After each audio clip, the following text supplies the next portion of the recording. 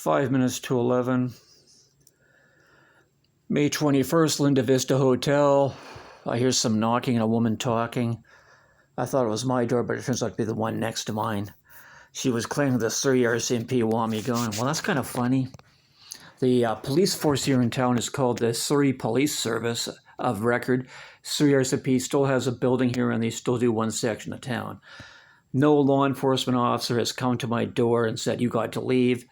And none of them have ever stopped me on the street since I've been back in town and say, hey, man, you got to go. So I don't know why the East Indian lady is lying. I poked my head out the window, and there she was talking to the neighbor. She was claiming Hell's Angels don't rape and Hell's Angels don't hurt children. Well, that's crap. I know that they raped women in Wally personally. When I was in Hope, 2 girls told me they got raped at a Hell's Angels party there. That Daryl Graham McCaskill guy who posted online in Van.General of Google groups, he says he knows a Haney t-shirt guy, Haney HA t-shirt guy. He got arrested for child porn, along with his shoplifting and fraud charges. That Burgess guy in Nevada was a club president. He got nailed with 15,000 child porn things in his vehicle. He's Apache Levine, full patch member of the Hells Angels, apparently killed 43 people. Like, that's pretty hardcore. He was also bumholing 8 and 9-year-old boys.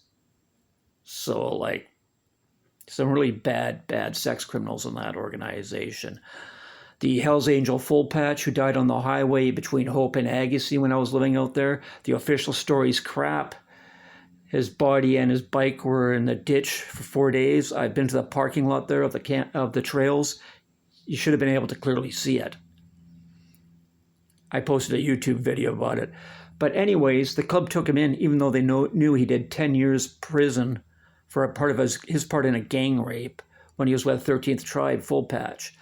The official story is that he got hit by a pickup truck, and the police showed a picture of the pickup truck, said they talked to the owner, and that truck is the murder weapon. Yet no charges and no named suspects.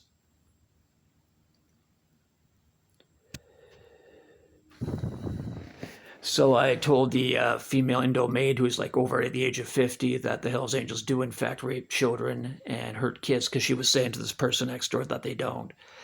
It doesn't matter even if they did or they didn't. They just come in from other places and do their thing.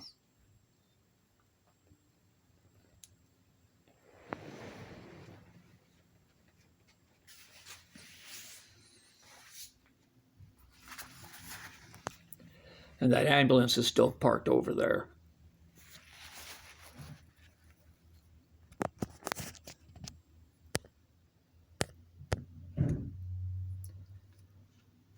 Don't know what the ambulance is doing there. Staff here at the Linda Vista Motel, over the loudspeaker in the parking lot, they say HA this, HA that, blah, blah, blah, blah, blah, blah, blah, blah, blah, blah, blah. We definitely need a change of government in this province, and that's a good thing. The BC Conservatives are ahead by 10 points over the NDP. Pietro Calidino of the NDP, the MLA, also a Burnie City's councilman. His nephew was a full patch member of the Hells Angels Motorcycle Club. He said, well, I only see him once a year, at Christmas type thing. Okay. But the fact is, when he ran for re-election, Mr. Calidino, he rented office space from a Hells Angel guy. Some of the Burnaby firefighters formed a group called the Florian Knights, a motorcycle club, and they had pictures. They put on their website pictures of them shaking hands with Hells Angels and stuff. That was shut down, but still they did it.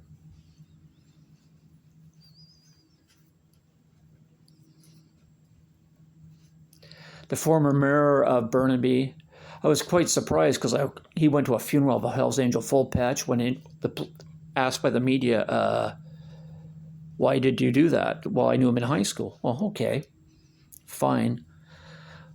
But in the Hells Angel and Mafia world, they have something in common. If you don't show up for one of our funerals or weddings, you better have a freaking good reason, like you're in prison or on the run from the cops or serious medical problems. Or you give a large cash gift and explain why you can't do this. I was quite surprised. I think that was, I can't remember the name, I have to look it up. But he contacted me, him and his wife contacted me trying to get my support, even though I didn't live in Burnaby anymore.